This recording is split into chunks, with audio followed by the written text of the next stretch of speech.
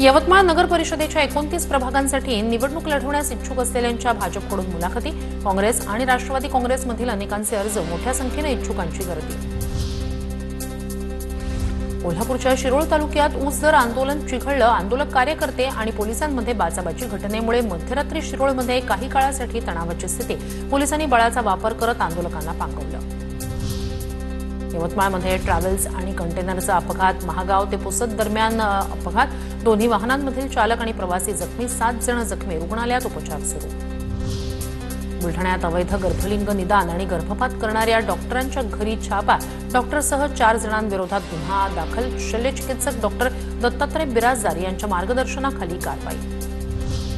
साताऱ्यात वाहतूक महासंघाच्या परिवहन आयुक्तांच्या दालनासमोर केलेल्या उपोषणाला यश। सातारा आरटीओ कार्यालयातील तक्रारी असलेल्या लिपिकाची तातडीनं बदली।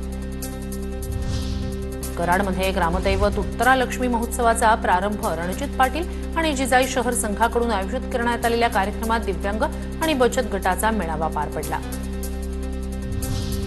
साताऱ्यातील मेढामध्ये रनर स्पोर्ट्स असोसिएशनच्या माध्यमातून जोडी मॅरेथॉन स्पर्धेत उत्स्फूर्त प्रतिसाद। सातारा, सांगली, कोल्हापूर, पुणे आणि सोलापूर जिल्ह्यातील स्पर्धकांचा सहभाग। डॉक्टर बाबासाहेब आंबेडकर मराठवाडा विद्यापीठाच्या पदवी आणि पदव्युत्तर पदवी प्रमाणपत्रावरील दंड आणि विलंब शुल्क माफ। 31 जानेवारीपर्यंत विद्यार्थ्यांना लाभ घेता येणार। नाशिकच्या निफाडमध्ये कोठुरे शिवारात बिबट्याची दहशत। सीसीटीव्ही कॅमेऱ्यात बिबट्या कैद, बिबट्याचा कुत्र्यावर हल्ला, नागरिकांमध्ये भीतीचं वातावरण।